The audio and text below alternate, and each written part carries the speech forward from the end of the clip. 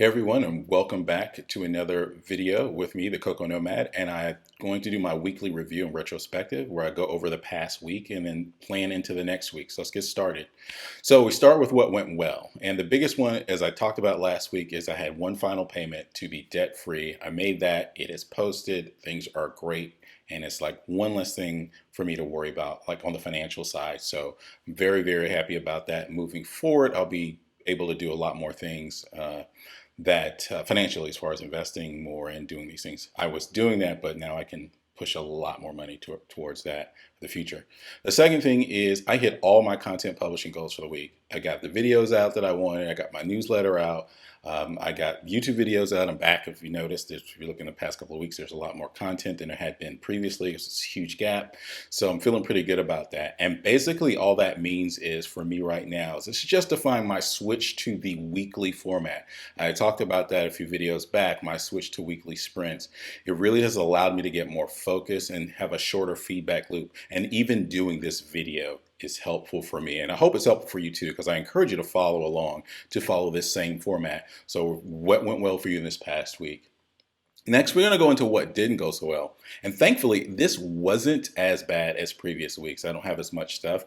I am super duper rusty with the writing, though. That's the big thing. Is like as I'm writing more blog posts, trying to create content, and starting a second website that's technically focused, I realized that man, oh man, I've really gotten out of the rhythm of writing, and so the words are coming a bit slower. It feels chunky. They read sort of chunkily. It's like it's probably not the right way to describe it, but that's what it feels like when I'm reading on the page.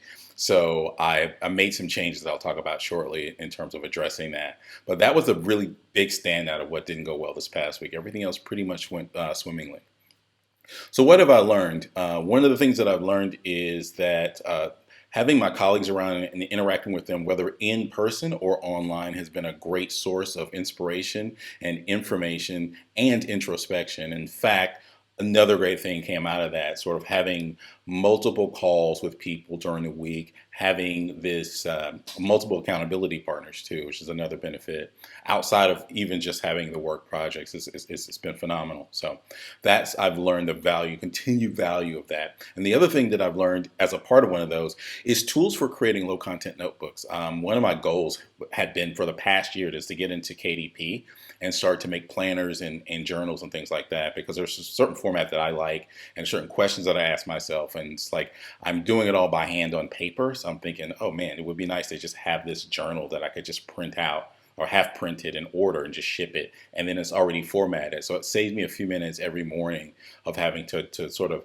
create that. And I can just hit the ground running. So that is the biggest thing, is just learning how to do it and seeing the tools that are available to do that have been great. It's really enlightening this week. What still puzzles me though is a technical one, and I won't go too deep into this, but if you're a Swift UI developer, you know what this is. Binding properties and passing them amongst a bunch of views. I'm working on a client project and trying to solve that.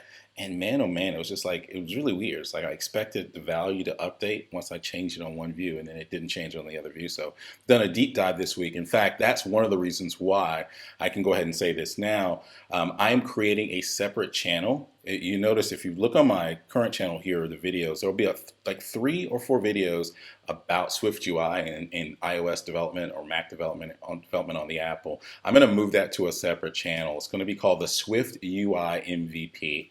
It's really focused on creating minimal viable products using Swift UI. It's one of the things I love about Swift UI, and that's why I'm doing it. So look for that coming very, very, very soon. And then finally, what will I do differently? This week, I reached out to a friend to loop back to the trouble with writing. A friend of mine is a copywriter, a brand writer. She works for brands. She creates packages and really big on writing. We traveled together. We talked about a lot of stuff, and we participated in writing retreats together as well. So I know she's really, really, really steeped into writing, both for the job and just for creative writing. And so I reached out to her for help, and she's going to help me develop a framework for doing the type of writing that we're doing here, non-creative writing, like not writing fiction, but getting into this content writing and getting a bit better and getting better at the copywriting portion, which is something that I've been wanting to do for a long time. I think copywriting, just like public speaking, are skills that you have that you can develop that really can help you no matter what your career is. There's tons of benefit. And so I'm excited about that. To move on into the weekly planning, and I always like to start this is like my weekly version of a daily stand-up. So what I talk about here is what did I ship, and I created on the Cocoa Nomad site. I'm working on updating the copy to get clarity about what the site's about, what services and things that I offer, and the things that I will be doing to help other people. Whether you're a remote worker, a digital nomad, or creative, if you're just having issues with productivity around any of those areas. I've created 3 user personas. I've done a deep dive based around the 3 different types of people that I think I can help. And so doing a deep dive into their needs and what they're looking for and their values so that I can directly address that in the copy, but it also helps me get clarity of making sure that I can help them when and if they call for a session or if they want to do a coaching program, which I will be launching at some point in the future. And so that was my big focus. And then the client project is moving along swimmingly as well. I'm really happy with that. We got another build out that the clients are happy with. They've been testing and playing with that, finding bugs and things that I need to fix, of course, because that's just how it goes. So that's not a problem. It's just part of the cycle. So this week I'm working on some additional things there. What's next? Basically just trying to maintain this pace. I think this is a solid pace for me in terms of getting content out, doing videos, creating the blog posts, smaller posts, even like quick takes, doing the podcast as well if you're listening to this versus watching this. And but the next thing is to complete that quarterly planner. So the planner, I've done a video on the burner method, and I have my own sort of adjustments and changes to the burner method that I do, but it's basically that approach of how I approach the day. And I want to just go ahead and create a formal actual planner around that so that I don't keep writing these pages in I'm going to show here. It's how I do it here. If you can see on the paper and the camera, it's hard to see with a bright light. And that's the other thing. It's like you won't even have to worry about that.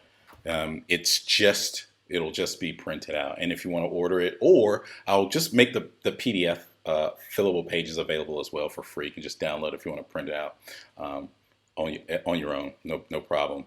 And after that, I'm working on the new channel. The SwiftUI MVP channel is coming, so I've been working on getting the videos. The 3 videos that are on this channel, or 4 videos, will be moved over, and then I'm working on some new videos, tackling some issues, and then doing some actual MVPs. Most of the channel will be sort of follow me working through the building of these different apps, but with the concepts and a lot of explanations and simple standalone videos so they can understand things like properties and go into binding and go into maybe using the MVP pattern, not to be confused with the MVP, most valuable, minimal viable product.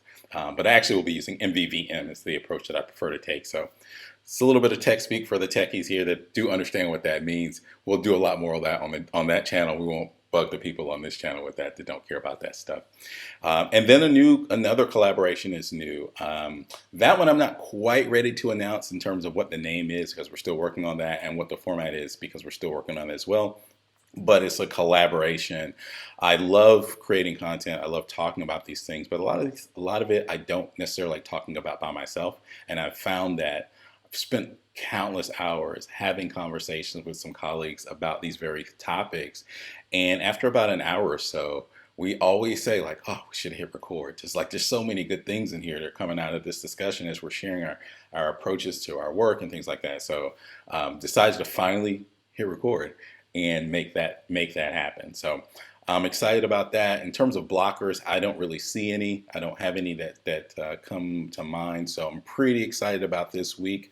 I hope you're excited about your week, and get out here and tackle and make the things that you want to see in the world happen. Have an amazing week, and I'll talk to you next time. Cheers.